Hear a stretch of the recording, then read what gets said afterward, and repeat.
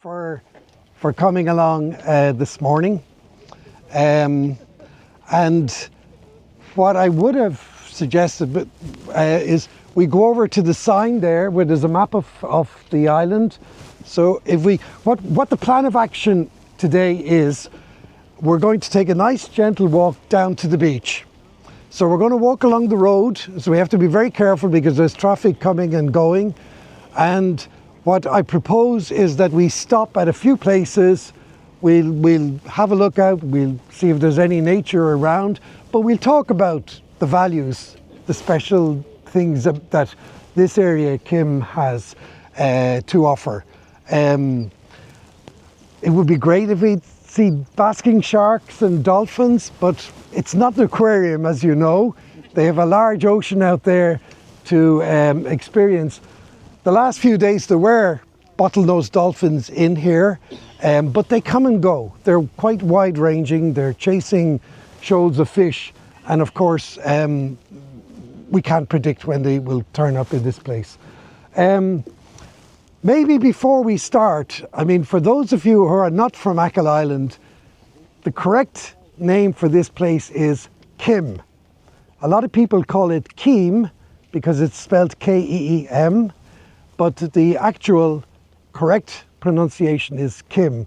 And to avoid offense to the local community, I would advise you. It actually comes from the Irish word an chuim, which is a narrow waist. So obviously this comes between the hills, the setting in terms of the mountain behind you there, Crohan, which is the highest mountain, a peak of about 688 meters. And of course over there you have Moytog Head. Extending along there you go to the wonderful Achill Head sticking out into the Atlantic. So it's quite an extraordinary setting. It's a beautiful landscape. It's frequently voted as one of the most impressive beaches in the world. I think the setting gives this extraordinary kind of vista in terms of the beach, and it's quite a lovely experience to swim here as well. The other thing that I think when I come here, and I frequently visit this place because I'm interested in studying the bird migration in autumn and in spring. What strikes me about this place is that it's very much a cultural landscape, that it's very much shaped by people, that when you look around you can see the evidence of human habitation out here, that if you look up the valley there you can see the remains of the dwelling of Captain Boycott, and below that you have a mass rock which is attributed to penal times, where the priest would have come out and said the mass. That's contested by some, but obviously there's some religious significance. There would have been a dwelling of up to 40 houses here in the past, whether it was on a permanent or on a temporary basis, but again there would have been people living in this landscape. Then there's the Coast Guard station that was built, I think, around the early part of 1906. Obviously as a watch-out area, went into dereliction, but then was renovated, and at least one of those houses are occupied. Then, of course, looking out up into the distance, you have the watchtower, which was built, I think, before the Second World War. Yeah, so that would have been used as a watch-out in terms of the obviously giving fantastic panoramas out into the Atlantic Ocean. So, you know, you really do have a very strong human imprint. And of course, the biggest imprint, of course, in terms of the landscape is in terms of the farming system. That this area probably historically would have been woodland. And like a lot of the areas, that would have been cleared, and the habitat that dominates this now is heather moorland. And the other interesting thing about this place is that it's not only of high cultural significance, it's of European conservation importance. I spent many years of my life working in Brussels, on EU nature legislation and policy. And one of the big objectives from the 1990s onwards was to protect the most important areas that we have across Europe for nature. And that was largely done through designating special areas of conservation for rare habitats and species that would be considered to be of European concern.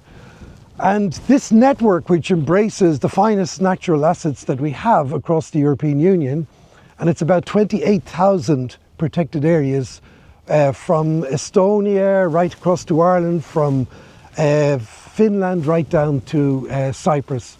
So it embraces on land and in the marine environment all these rich natural assets. And this area, both in the marine environment and on land, there's two different European designated areas, special areas of conservation. The marine waters that we look out there from we'd say the end of Minnon to Duiga, stretching all the way out to Moytog Head, around the coast here to Achill Head and around further. That would be designated as a marine special area of conservation. And there are a range of values that this area is designated for, particularly the reef habitats, that the sublittoral reefs that are out there would be rich in marine life. In the more sheltered areas, there would be these large forests of kelp on the hard rock. And as you stretch around the coast, particularly between Moytog Head and Achill Head, there would be also deep sloping reefs, because the waters are quite deep off Achill, which would be rich in sponges and brachiopods and a whole range of marine life. So just to give you a sense that this area, which is obviously high energy because there's huge wave pressures on these coasts, is very significant in the European context for marine life. And of course that's reflected also in the dolphins, the seals, the sharks that come in here, which are on the seabirds. We may talk a little bit more about them as we move down. On land, the main interests would be different types of heathland, dominated by heather moorland. On the drier slopes we would have, and you can see this, the heather is not in flower, it's only in July, August, September that we would get this absolute purple glow from the landscape, from the heather. But the dry heather would be sort of dominating, ling, Calluna vulgaris, would be dominating the lower slopes here where there's good relief and drainage. On the wetter slopes and kind of you would get wet heath, which is another rare form of habitat. And then as you extend up above 400 meters, you would actually have alpine, subalpine heaths, which have mosses. So all of this landscape is of significance in a European conservation context. And we'll talk a little bit more about that. And if you're interested, the whole area has been mapped out by the National Parks and Wildlife Service in terms of the different features of conservation importance. You're not seeing it at the best time of the year. If you want to experience the heather moorland, the best time is to come in July and August. So that's just giving you a sense of the place. Of course, every day is unique as you come out here. There is no guarantee of seeing any particular species unless it's a plant that's actually firmly embedded to the ground. We might see some plant species as we head down. Today it's a gentle walk, but if you have the time, I would strongly recommend you coming back and walking up there to the watchtower. You can go up obliquely, I would recommend. For the hardy souls, you go directly up, but there is an oblique route that goes up. Then you can actually walk along the cliff face, and it really is quite spectacular. It's not a sheer cliff, it's a very sloping, very, very steeply sloping cliff. There is a walkway some way back from the cliff face, and you can walk all the way out. That's about 300 meters high at its highest point. And then you can start seeing Achill Head as it juts out into the Atlantic. And if any of you have goat-like qualities of climbing over the landscape, then of course you can navigate Achill Head at your own personal risk. But it's a very dangerous place and I wouldn't recommend it. If then you come down into the other side, because this actually goes up to a hill and then drops down to the sea at the other side. And there's another village, a Boli village, which would have been a temporary settlement of people on the other slope, down where the river goes towards the sea at the other end. And then if you walk over, you of course have these spectacular cliffs.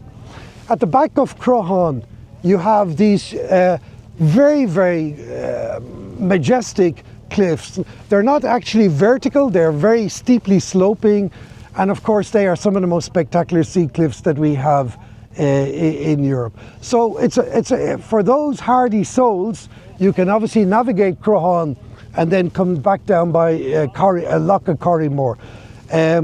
So there's a lot in terms of people who are interested in the outdoors and walking to experience here. And the vistas, the landscape is spectacular.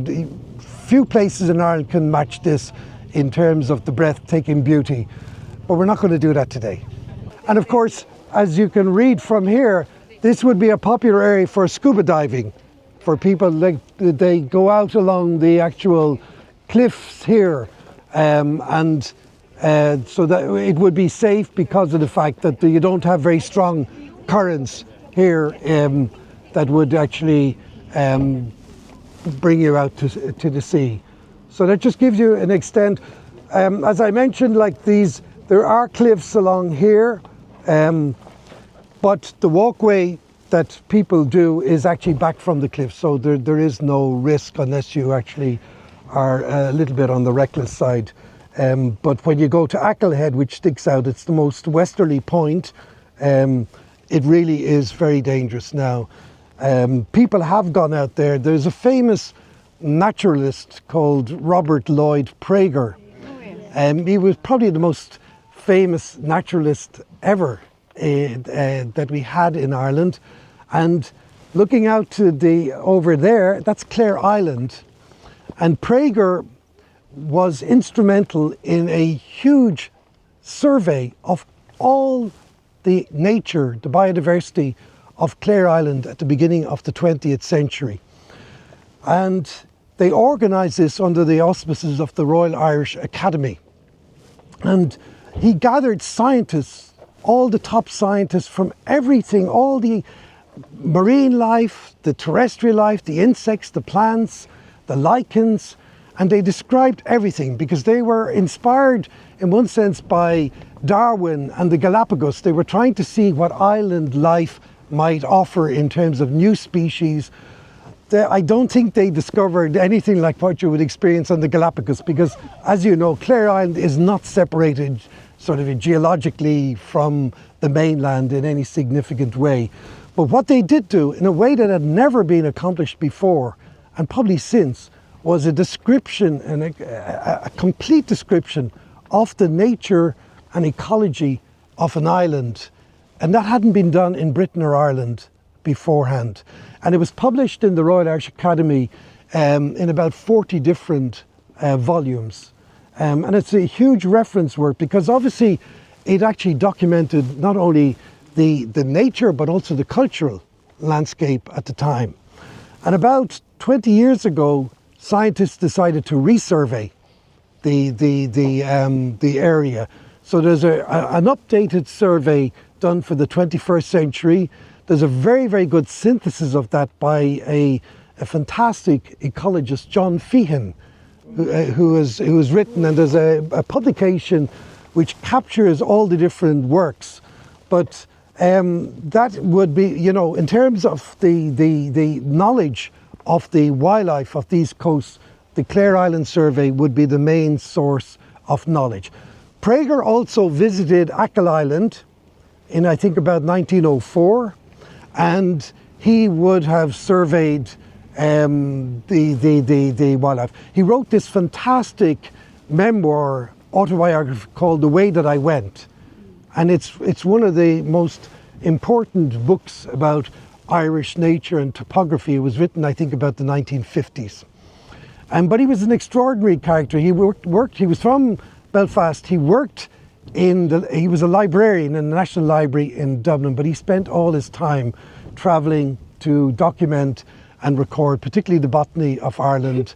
I think he even went on his honeymoon with his wife out on a botanical exploration trip, and he was out off on the cliffs of Clare Island while his poor wife, I think she was German actually, she actually was obviously looking on worried about him, because he would be out on Achill Head trying to record whatever interesting plant species. So that is documented, and of course it's a very useful thing for ecologists to have a reference to say what was there back in 100 years ago and what we have nowadays. So that's we'll see a few of the plants that Robert Lloyd Prager described. There is a little bird out there just out beyond us, and it's called the black guillemot. And maybe if I show you a picture. This is a picture I took of this little bird. It's a beautiful little black, and it's got white patches on the wing. It's got red legs, and when it opens its bill, which is black, it's actually got red. It's really impressive. Now, this little bird is nesting in the cliffs over there, and in the cliffs along here around the island. It's like a small pigeon on the water, and there are about 15, 20 of them along the cliffs there, and it spends the winter here, but it loses the black plumage, and they move out into the waters in black sod. But they are down there, believe me, and if I could show you through the telescope, I would. But that's one of the species. They're about, I'd say, the size of a pigeon. Yeah, so they're not big birds. We might get one in closer. The other thing to bear in mind is that because of the richness of the marine waters, you do get seabirds nesting in the area. Now, you'll have a seabird called the fulmar. It's related to the albatrosses. It's a small version. They nest on the cliffs at Minnon, and they nest on Inishgalloon. If you go to Pertine, look out on the kind of southwestern end, you'll have on the cliffs the fulmars nesting there. There's also important seabird nesting on Clare Island offshore, and this is one of the key birds. I don't know if anybody can see that. This is the largest seabird that we have in Europe. It's the gannet. And normally there would be gannets feeding here. They're not cooperating today, but I've seen up to about 600-700 gannets feeding here, particularly in autumn. So there's a colony of several hundred gannets on the cliffs at Clare Island. If you've been to Clare Island, you go up and the lighthouse is near the cliffs, and looking out further west, you have this big white mass on the cliff, which are the gannets, and they're nesting, and they've established themselves there in recent decades. Just around the corner, we have about 10 kilometers off Moytogue Head, we have the Bills rocks, which are these huge rocks that stick out in the Atlantic out there, very remote, very wild, but also a very important area for nesting seabirds. You have different species of relatives of the black guillemot that we have here, with the guillemot, the razorbill, and also puffins that would be nesting out on the islands. So a boat trip, and sometimes they do boat trips from Clockmore around the Bills Rocks is a really truly magical experience. So if you do get the opportunity to do that.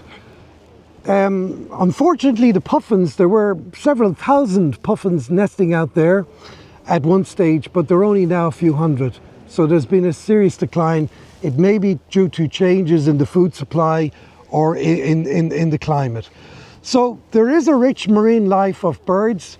You will get some birds nesting around the cliffs, but the black guillemot, the fulmar, would be the main species that we have here nesting on. They would be different species. Pardon? There's guillemots. Oh, there's guillemots there. Yeah, if we look out, I mean, normally a little bit further out, just before those rocks, there might be 50 or 60 guillemots and raisables, but they tend to be at the mouth of the bay. Now, the other thing that on a good day, if you're lucky, you will see basking sharks here at this time of the year. And this area is famous for its basking sharks. Up to 50 basking sharks can be seen here in spring on a good day. I saw them here in the last weeks. There were up to 6 or 7 here about 2 weeks ago. When you see them, it's the second largest fish on the planet.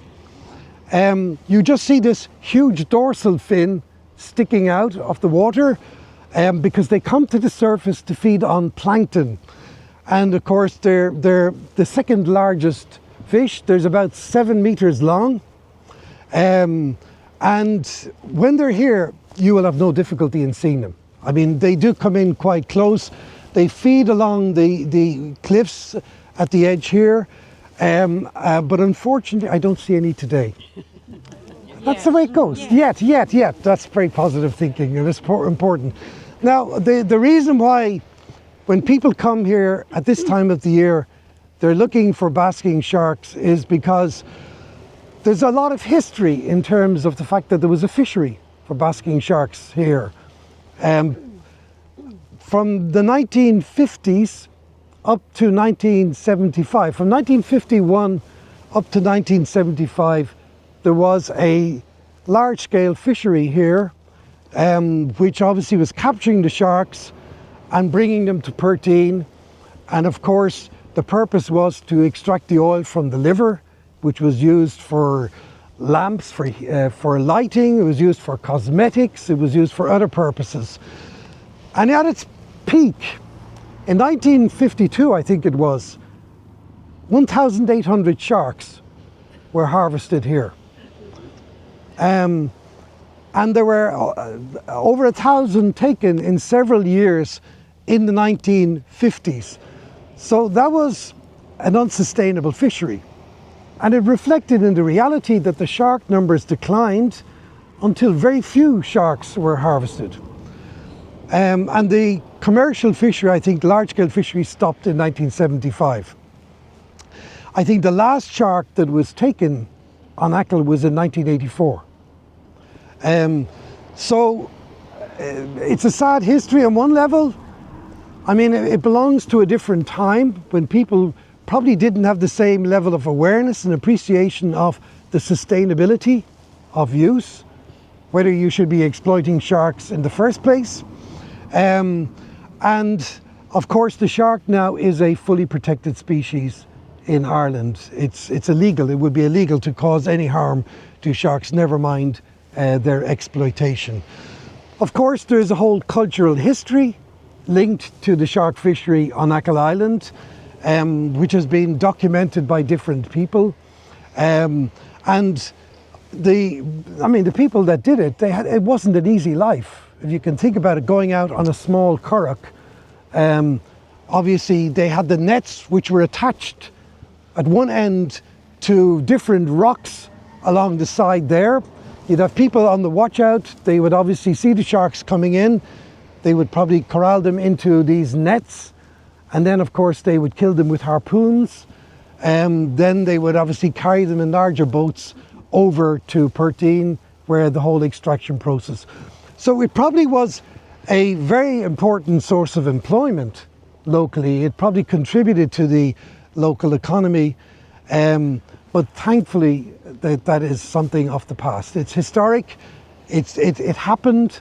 One understands the motivation that people had back then for that fishery, but it was totally unsustainable, and it no longer. Now, the good thing about it is the shark has shown a significant recovery. You wouldn't believe it today when you're looking out there, but there are sharks regularly now in good numbers, principally here, but also at Dua. You get them off Dua, and also sometimes off Keel. You can see sharks, up to a dozen sharks can be off keel when they come in. I think that they're coming in earlier now. My sense is that the sharks, you would expect them in May, but they're turning up earlier in April, and it could be that they are migrated already further north. The sharks in winter probably move out to deeper waters of the continental shelf. They're feeding on plankton, so if the plankton isn't up near the surface, the sharks will not be near the surface as well. So there potentially could be sharks out there today not revealing themselves, but on a good day, and today looks like a nice calm day, you would expect to see sharks in the bay here. So don't lose hope. We might see them today, but if not, come back and you will have that beautiful experience. The other iconic species that you have around here is, and I brought these photographs just in case we didn't see anything. I took this picture 2 days ago here, just over there, looking out from here. This is the bottlenose dolphins. There were about 20 of them off Dua, and they came in here as well, a smaller group of them. And the bottlenose dolphin is our commonest dolphin around the coast of Ireland. There are different populations. There are ones that are inshore, that spend most of their time close to the coast. And then there are ones that you get offshore as well. It's separate. You can distinguish it from the other dolphins because it tends to have a blunt nose, as the name bottlenose implies. It tends to be very grey, and it has a grey kind of dorsal fin, and it tends to be less contrasting. It's paler underneath, but it doesn't have the very contrasting colours that you would have on something like the common dolphin. Those of you who remember the famous dolphin Fungi, which was the source of tourism in Dingle for many years, it was a very famous dolphin that lived in Dingle for over 20 years. That was a bottlenose dolphin. But it was unusual that it was a solitary bottlenose dolphin because these species tend to live in groups. They are social creatures, and when you see dolphins, there's usually at least half a dozen of them here. They would be moving around the bays. Today they might be on the other side of the island, but they move up and down the coast here. And as I say, yesterday they were out there, and the previous day they were here as well. So they might come in at some stage during the day, but you can see them all around the coast, so keep an eye out for them. There's another smaller dolphin called the harbour porpoise, which is a very small dolphin that's in the waters. I see them more so on the other side of the island in Blacksod Bay. On a calm day, you will see them coming up. They have a much smaller dorsal fin. The Irish name for them is muck mara, which means sea pig, because they're small little animals, and I don't think it's a necessarily complimentary term for a beautiful little marine. You'll also get whales coming inshore at times. I've seen minke whale just off the tip of Moytogue Head, but the larger whales will be offshore. You'll get blue whales out there, which is the largest of all the living creatures on the planet, but they're way out off the continental shelf. So you do get them in Mayo, but they're much further out offshore. So that's just giving you a sense of the different species that you have. You have two species of seals here.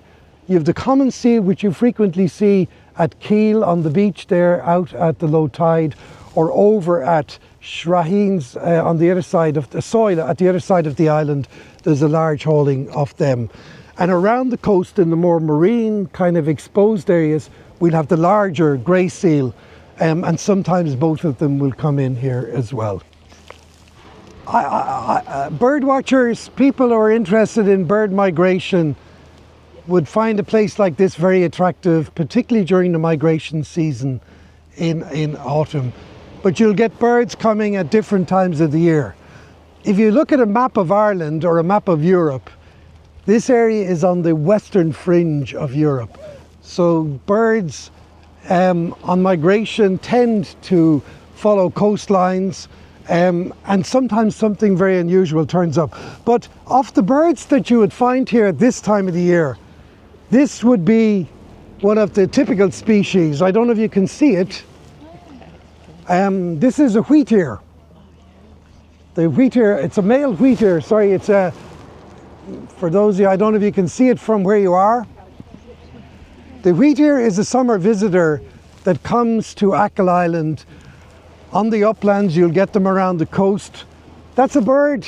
You can see it had food. It has a caterpillar. I took that picture here last summer. It was a bird at its nest. And it was actually, we've walked past the area where that bird was nesting on the way down. So I won't tell you precisely where because it may be coming back again. But this bird, it's a small little thrush-like bird. It would have spent the winter in Africa. They come back in March. It's called wheatear, but that's a derivation of a less polite term, which is white arse. Because when it flies, it is this little white patch above the tail, which is very distinctive in the species, and white markings on the side of the black tail. It's here along, you know, sometimes they pop up on the rocks here. But if you're going for a walk around anywhere on Achill, be the Dua Loop here, you're going to see this bird. The deserted village is a very good place. As you walk up the deserted village, and it's got this hard clacking type of song. So it's very distinctive, and it's a bird to look out for. They'll be here for the summer. Come September, October, they'll head south and go to Africa. They can follow you around sometimes. Yeah. A lot of birds are curious. Another bird that we should be seeing here today, but you know, it's not a zoo. So unfortunately, nature is on its terms. This is one of the iconic species that we get here, and it's a red-legged crow. It's called a chough. And Achill is a fantastic place for this species. There would be about 4 pairs nesting along the cliffs here. There's probably a pair or 2 along that stretch of cliffs. And in autumn, winter, you'd have a dozen of them flying over the skies here. It's a very beautiful bird. It's got red legs and it's got a red bill, slightly decurved bill. And it feeds on invertebrates, little animals living in the grass here. So a short turf does actually provide good feeding. And over at Dugert and over beyond, you'll get flocks of up to 80 of these in winter, in autumn and winter. So this is one of the important species that is protected here on Achill Island, and which would be nesting around these coasts. That's another bird that we should be seeing, and that's the biggest crow that we have here in Ireland. It's the raven. And some people would consider this to be a rather sinister type of bird. Crows are extremely intelligent. And you know, in the Tower of London, they have ravens. And of course, there's some superstition about the ravens flying away, and that's the sign of a bad omen in terms of war or whatever. But we have ravens here on Achill Island, and they would be nesting on the cliffs around the coast here. And of course, the raven is a scavenger. So if there are dead sheep, you will have a gathering of ravens. You might get a dozen ravens at times gathered around. But my sense is that there's a healthy population, which is always a good sign that they're not using poison out here. Because if there was poison, in the past, the farmers would have put out poison for crows and for foxes. That would have been a bad sign. So a healthy population of ravens is a signal that there isn't that level of abuse taking place in the landscape. And that's very important, because one of my dreams while I'm still alive is that someday I'll come out here and see eagles. You know, historically Achill was famous for two species of eagle that actually frequented the cliffs around the island. The white-tailed eagle, or sea eagle, which is the larger of the two species, there were several pairs. They were nesting on Minnon, which has disappeared, unfortunately, in the clouds. I hope that's not an omen. They were nesting on Slieve Moor, and they were nesting on Crohan. So, you know, back in the 19th century, people would describe that came out here and say, like, the sky, you could actually look up into the sky and there were eagles flying around. The smaller of the two species, the golden eagle, was also present. The last, I think, white-tailed eagle was recorded about 1875 on Achill. Of course, they were persecuted. They were killed because there was game-keeping interests out here at the time. The other species, the golden eagle, survived until probably about 1910 on Achill Island. So these were the last ones that probably existed in Connacht in the west of Ireland. And unfortunately, they were exterminated as well. Now, eagles disappeared from Ireland because of persecution. And back about 25 years ago, there was a plan to bring back the eagles. The two species have been reintroduced.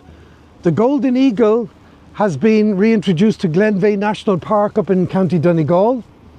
And the white-tailed eagle has been introduced into Killarney in the southwest.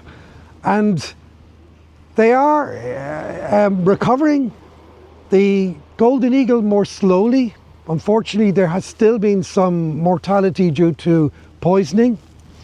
The white-tailed eagle is doing much better, and they have actually started to nest much further north. They're nesting, I think, already in Galway on Lough Corrib. They have been seen in Mayo, and this spring there were sightings of eagle over Keele and on Inishbiggle. So there probably are young birds that are wandering in the landscape, and I think it's only a matter of time before the eagles return. Of course, they have to have an accepting environment, because if farmers see them as a threat, then of course it's going to be persecution. But I think nowadays there's a much greater awareness and appreciation. And can you imagine coming here in the future and having white-tailed eagles feeding out there on the fish? It would be quite a spectacular addition to the experience of being on Achill Island. And I think it's going to be the case, hopefully sooner than later. But it's inevitable with the recovery of the white-tailed eagle that they will come back. And they probably will rediscover the nesting sites, because the actual precise nesting locations are known and documented, particularly the one at Slieve Moor on the fringe overlooking Dugart. So that's something that we should think about in the context of recovery of nature.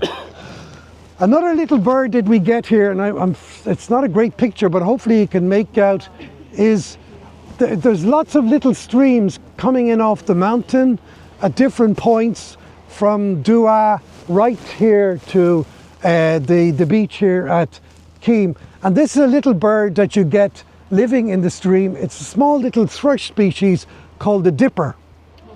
And it's quite a remarkable little bird in that it actually dives under the water and runs under to pick on small little animals that are living underneath. And you'll find them here, particularly in autumn and winter, in the streams. So they're probably nesting under bridges somewhere on Achill Island, but it's one of the species. I took that picture just up above where that public toilet was here. Now, I come here a lot in the autumn to look at migrant birds, because depending upon the weather conditions, you can get birds turning up completely out of their normal environment. And this is one of the little birds that turns up here in the autumn. I would say it's probably an iconic species for Achill Island. It's a very rare little Siberian bird. It's a songbird called the yellow-browed warbler.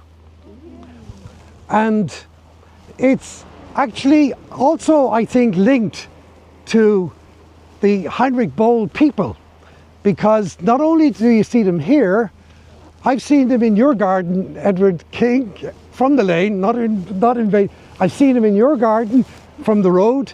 I've seen them on the way up to your garden.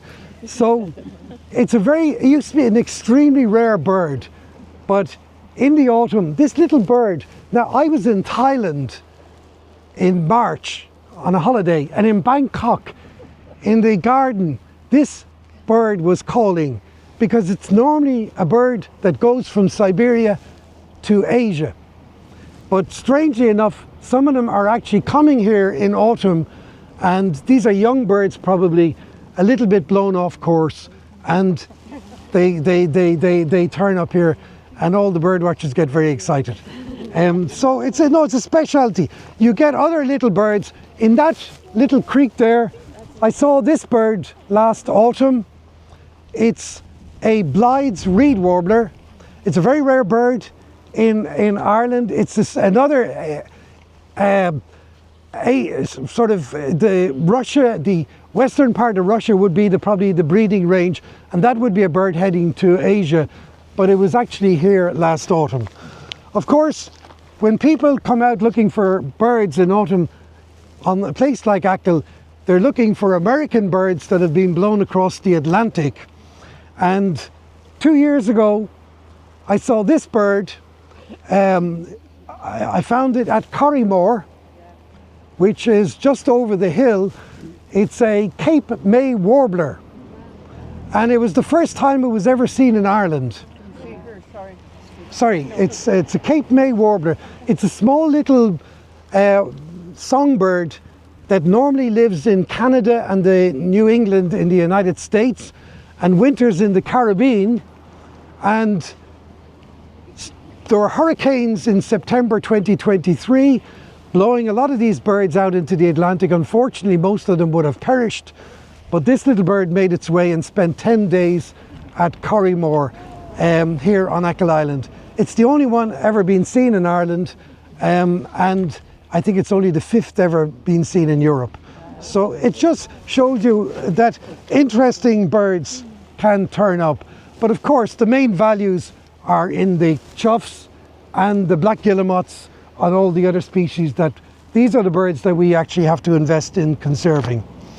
Now, one of the interesting things, and if you come here in August, you may remember that I told you, come August, this area will be, the heather will be in bloom.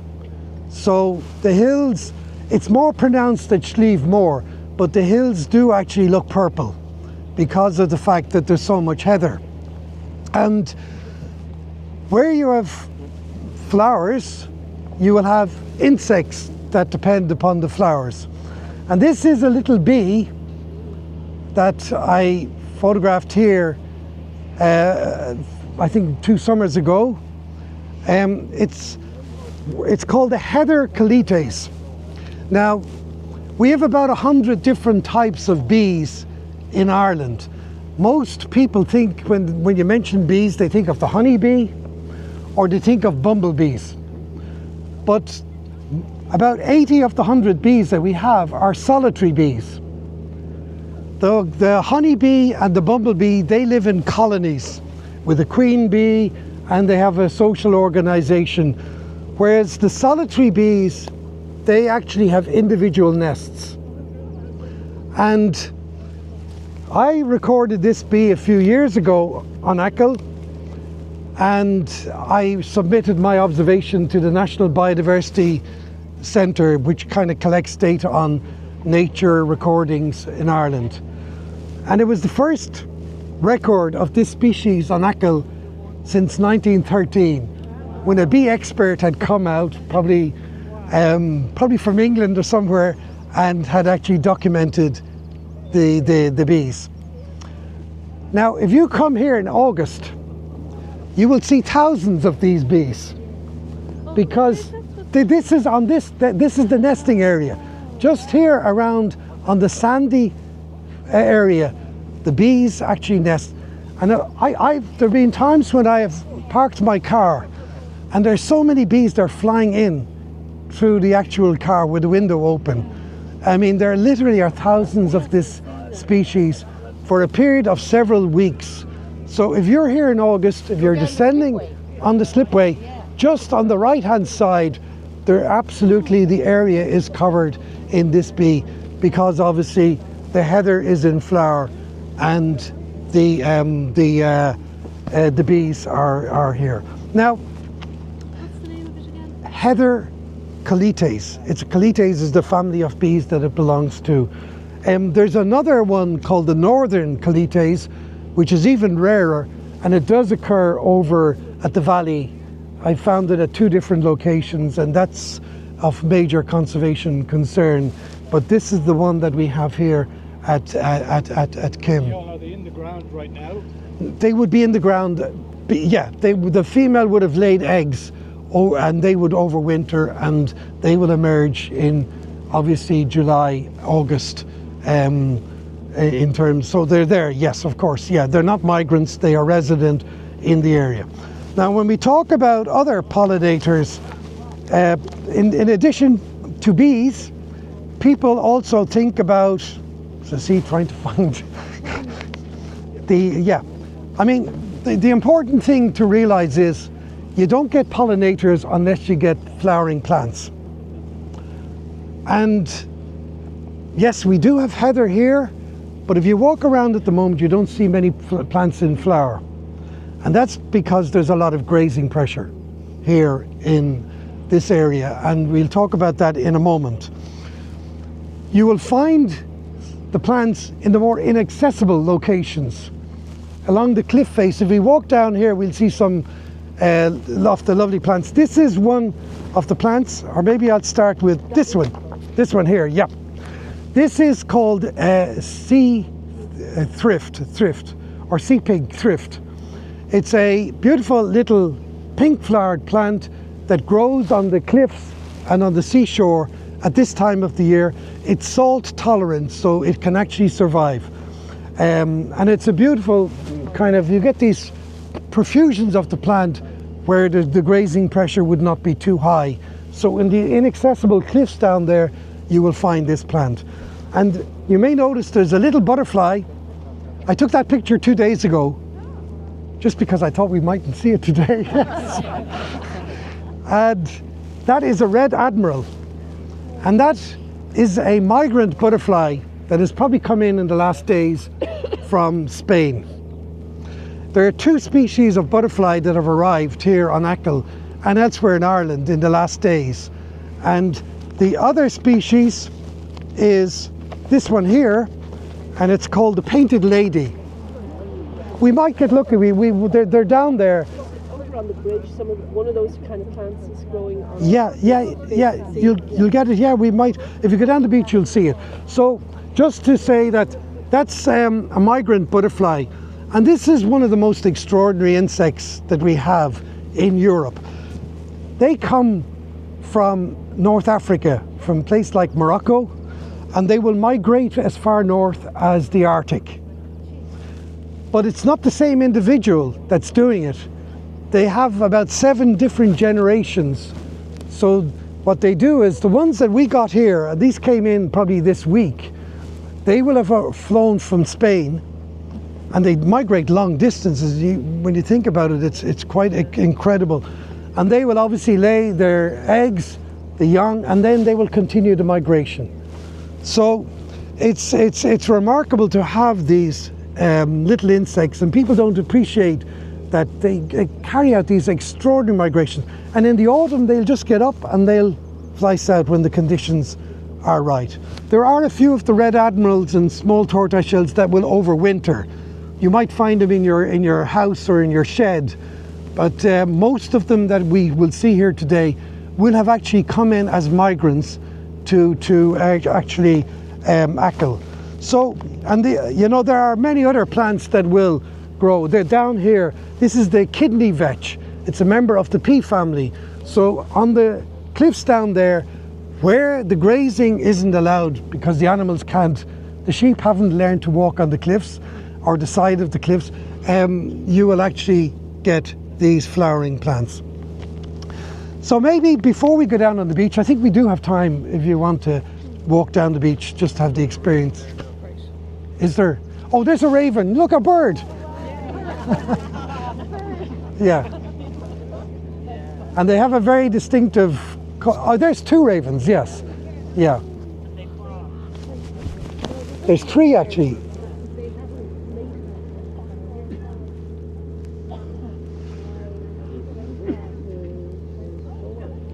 Yeah. So maybe just a little bit about the conservation challenges that we face in a place like Achill. I did mention at the beginning that it is a cultural landscape. So what we see has been very much shaped by the interaction between people and nature. And of course the challenge, I mean, the main type of activity out here is farming. And the land, it's acidic, the soil is very thin, so you can't have intensive farming out here. So the normal form of land use is sheep farming. There would have been tillage here in the past. When there were people here, there would have been potatoes probably grown. You will see the lazy beds, the evidence of that in the landscape here and probably on the other side. And of course, the big challenge that we face is how you get the grazing right in terms of the condition without causing damage to the habitat. And the heather is a very good indicator of the pressures of grazing, because if you get too much grazing and the sheep eat the heather, you will actually get a disappearance of heather and you will get serious erosion. Now, the assessments that have been done by the National Parks and Wildlife Service will say that for this special area of conservation, in terms of the habitats, the pressure of the grazing is probably too high. And I think if you look at the landscape, it will also tell you maybe that there are challenges. If you look up there on the hill, it's probably not visible because the light isn't shining on it, but there's already an exposed area of bare rock, which, if it wasn't carefully managed, that could lead to a huge area that is opened up in terms of where there's overgrazing, you get erosion. Where you get erosion, you get loss of vegetation cover, and then you get exposed. And of course, winter storms will exacerbate that. So I think that the challenge here, among other things, is to get the grazing pressure right. Now, this is a special area of conservation, so Ireland, having signed up to this European legislation, has an obligation to manage and restore these areas in a way that actually achieves the conservation goals of healthy nature.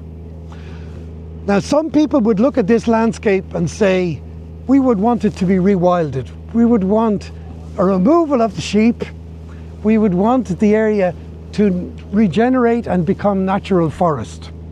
And I think that's an aspiration that many people would have, and it's a legitimate aspiration, and maybe someday that might be the direction of travel. But this is an area of shared ownership. It's commonage.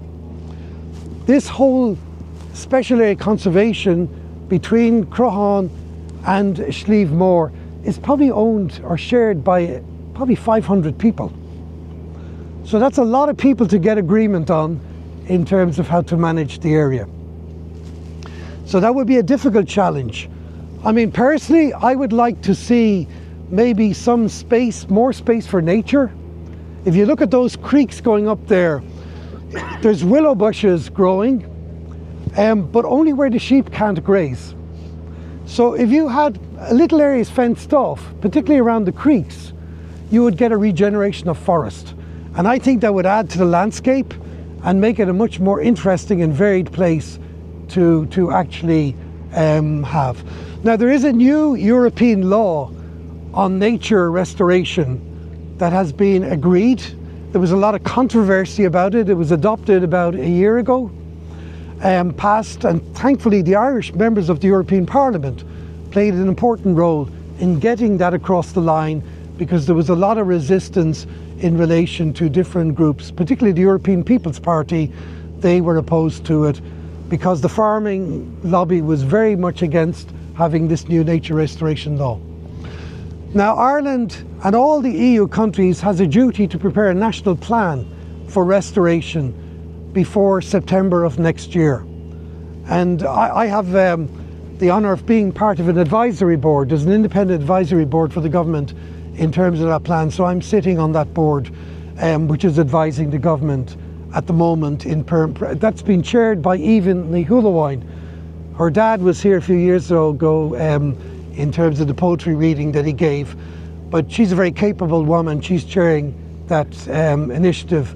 And we'll see that will provide a base for a more energised restoration agenda for nature in Ireland and elsewhere across Europe. So I'm optimistic that with the right conditions, an enabling environment, and you know, if we want farmers to actually do the right thing, we have to incentivise them, we have to pay them for environmental services. So that really has to be a critical part of the debate. It's not about coming along and saying, I want forests here, because you don't own the land. It has to be negotiated, and if the farmers, many of whom are getting older on Achill Island, there may be opportunities there to work with them and to maybe create some new nature habitat, restore the area.